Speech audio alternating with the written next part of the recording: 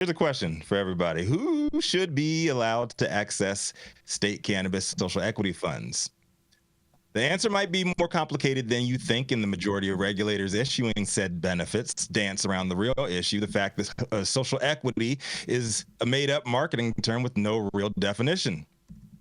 As more states come online with their own medical and adult use programming, social equities just become a box to check with some sort of vague tie-in to righting the wrongs of the war on drugs or offering assistance to those who were most negatively affected or harmed by heavy-handed enforcement. But who ultimately qualifies as subject to and up to the regulating bodies to decide? And just last week, Vermont's Supreme Court tested the state's boundaries and tried its best to offer an official definition of the word harm.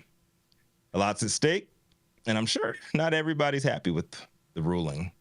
Calvin Cutler of Montpelier, Vermont news station WCAX reported on the curious case of Dan Pomerantz and his struggle to get a piece of that state $500,000 pie. Per the article, Pomerantz owns Rebel East, a sprawling outdoor organic cannabis growing operation in Craftsbury. 12 years ago, he was arrested and charged with possession.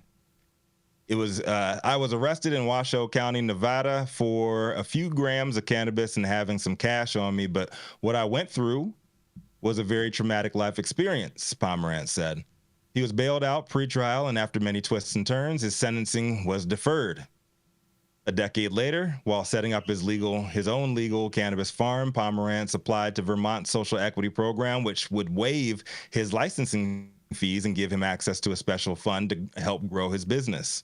However, Vermont's Cannabis Control Board, hold the applause. However, Vermont's Cannabis Control Board rejected his application.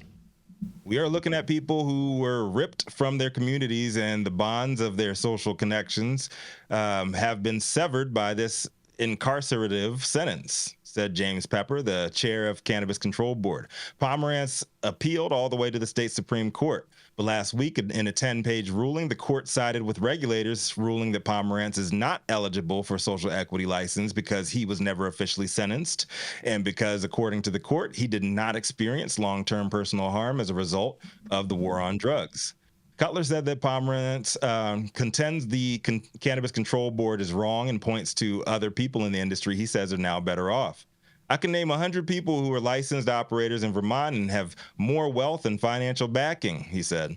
According to state data, 88 licenses, or about 16% of Vermont's cannabis marketplace, have social equity status. The program was originally created by the state legislators to give a leg up on to people who have been harmed by the war on drugs, particularly for Black and Hispanic communities. But Pepper acknowledges that being harmed by cannabis prohibition is difficult to define. If we were to give a social equity statute to anyone who's ever been arrested and even detained for cannabis conviction, it dilutes the program to the point where there is no equity anymore, he said. It comes as the state of Vermont in recent years has expunged hundreds of cannabis charges, and a study committee is examining whether the state should put more money into that $500,000 pot to help people launch their businesses. As more states come online for medical and adult use programming, more and more of these cases are going to come up, some nefarious, some in good faith. But my question is to the team, at least in the case of Pomerantz versus the state of Vermont, do y'all agree with the ruling? Why or why not? I'm Rico Lamitte, the dopest dad on the street for High at 9 News. Let's talk about it, y'all. Talk about it Tuesday. Let's talk about it. Let's talk about privilege. Let's talk about, clamoring for something. It doesn't sound like he got harmed to me, bro. You bailed out, never got convicted, never had any issues. Sir, this is a case for safe banking. This is not a case for social equity. This is a case for being able to get actual hard money funding for cannabis entrepreneurs, as opposed to, they hurt my feelings and I feel like I've been slighted. No, sir, you won't. I'd love to see what this guy looks like, but I bet I could guess. It's still on his record, though, right? A couple grams, Rico. I mean, a charge is a charge, whether it's a whether charge it's is a 1 charge. It gram or follows you. 100 grams. It's the same charge. Charge is Yeah, but he not got a off, he fucking got- charge. I mean, his sentence was No. deferred. His sentence was deferred. Yeah, he's a free man, but he could argue that he wasn't able to get a job. He can argue that people looked at him differently. There's a lot of stuff that equates to quote unquote harm. I think the problem here is social equity. Give him a cute little expungement. Give him a cute little expungement and let him close everything up for his 2 doobies that he got caught with on his Vegas boys trip. Like, I don't feel badly for this guy. You know what I mean? I feel very triggered today, Jenny Beth, about this. No, I'm just listen. First Diet Coke. It's gonna get better. I mean, I just think that honestly. Well, I mean, last Diet Coke, if you ask me, because here's the thing. Getting arrested is a traumatic experience. Being a defendant is a traumatic experience. Going through the court process is a traumatic experience. Hiring an attorney or having a dump truck public defender is a traumatic experience. And going to that precipice and not knowing whether you're going to be sentenced or be dismissed or then get sentenced and have that sentence deferred, that's all a traumatic experience. If you haven't been swatted in your bath towel, then you don't know and cannot say that the act of being arrested isn't in and of itself a form of sentence. I love this. I'm gonna push back, Yarrow, because I fucking process is dehumanizing. I guarantee you, because Dale Schaefer is not here today, that I've sat in jail longer than anybody else on this fucking show right now. That's not true. So maybe not Jason Beck. We'll have to compare notes, Jason. Well, why don't you just tell us the number of days you got in jail? Let's be real. Tell us the number. Let's be real. What's the number?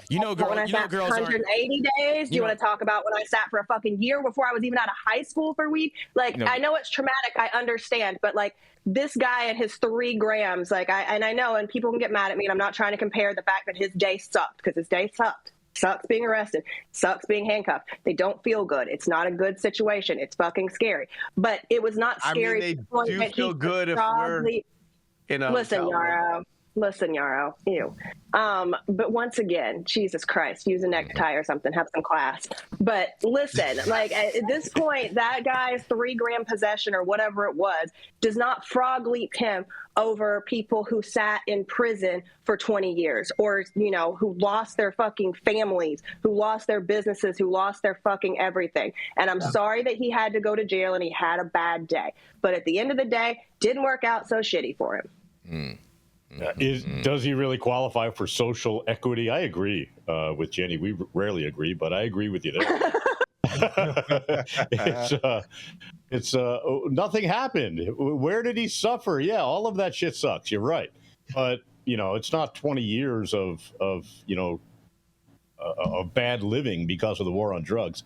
That's what. Let's just dissect their program for a second. Vermont, you don't know that, because this is what this article is about. This article is ripe for being rolled back because of some of the ways in which it's written. For starters, it explicitly states that if you are black or brown, black or Hispanic, that you can qualify. That's not going to work. I don't even see indigenous in there, but maybe I need to check the fine print. Then it goes further in saying that if you are LGBTQ, PRST, LMNOP. Well, that's not an immutable characteristic. Anybody can choose to identify as gay or not be gay. And how are you actually going to confirm that? What are you going to do? See if they match their socks to their underwear? I don't know. I think it's based off the color of their hair.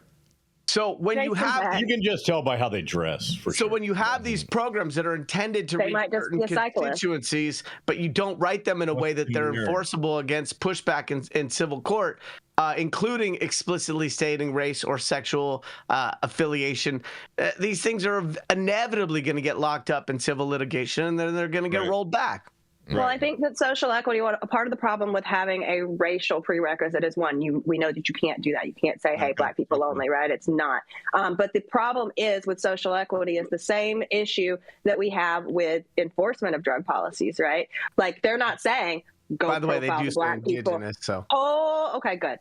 They don't say go profile the black people and the brown people, but it's an understood situation. They do profile the black people and the brown people, right? So like with the social equity, like because of how the laws have been enforced, social equity is going to just inherently be more available and more applicable to people in those communities because they have borne the brunt of most of this. If that guy was black in Nevada with 5 grams of cannabis, maybe he'd have had some detrimental shit happen. And he might be black and I might be wrong, but he also doesn't have a conviction in the state of Vermont. So why is he once again? Well, that's fine. I could be wrong. And if I'm wrong, that's cool. Well, it's because they didn't say incarcerated. They didn't say convicted. Their program doesn't say convicted. Hey, Yarrow, is your headphone working? I was not quite done with my statement, but I love you anyway.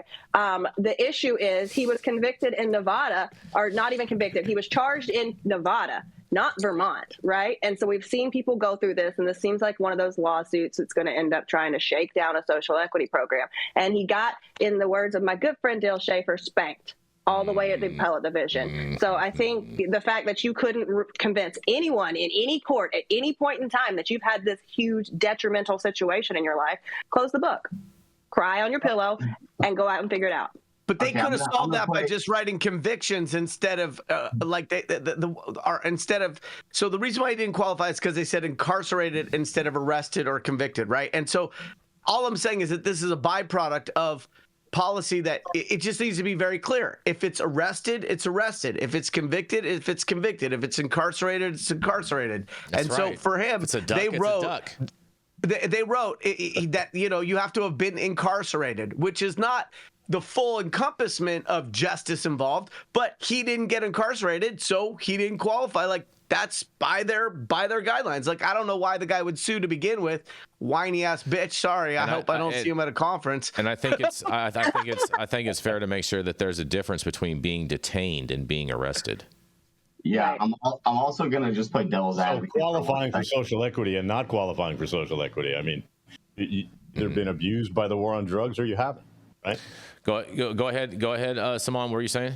I was going to say that let's dissect this point that getting arrested in the state that you're applying for is the only applicable way to get social equity for cannabis. I don't think that's true. I think that when your rights are violated in any state, it's an infringement on your rights as an individual American citizen and doesn't have to do actually with the state that you're applying for a cannabis license in.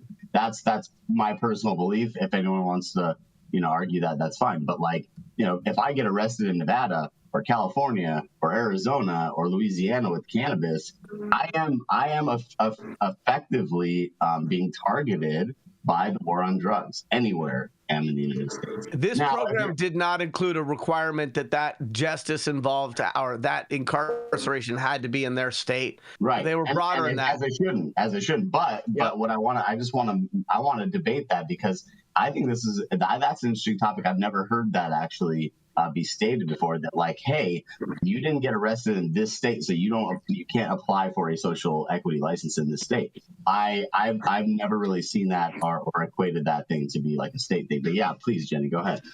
There's actually a lawsuit that was filed by a guy out of Michigan in New York because he was also filed in California during the last social equity lottery. It's been filed in multiple states. He's kind of like the Michigan version of the Jensens, right? And his argument is he has a qualifying conviction in Michigan and he is lost in every single place. But here's my thing, and I'm going to push back. And I do understand, you've been violated by the war on drugs, period. It sucks, right? But if I get arrested and I'm convicted and I have to get completely anally raped by the state of Georgia should make me whole. Otherwise, it's like saying Jason Beck slapped me in the face, Rico owes me $20. So what you're saying is that you should wait until that state goes legal then, because in Georgia they have a little program, but let's say a state that doesn't I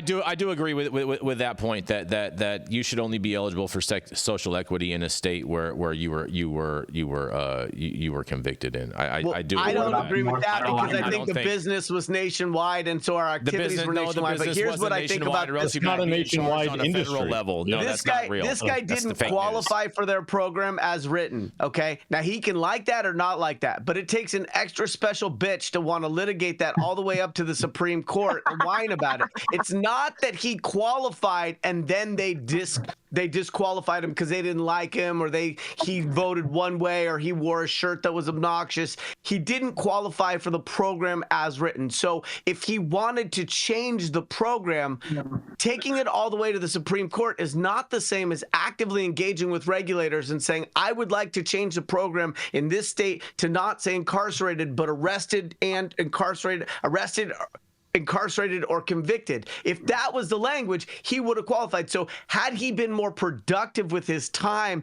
and where he would have chosen to get some shift that maybe would have benefited him and his constituents, I got the Gymshark thing.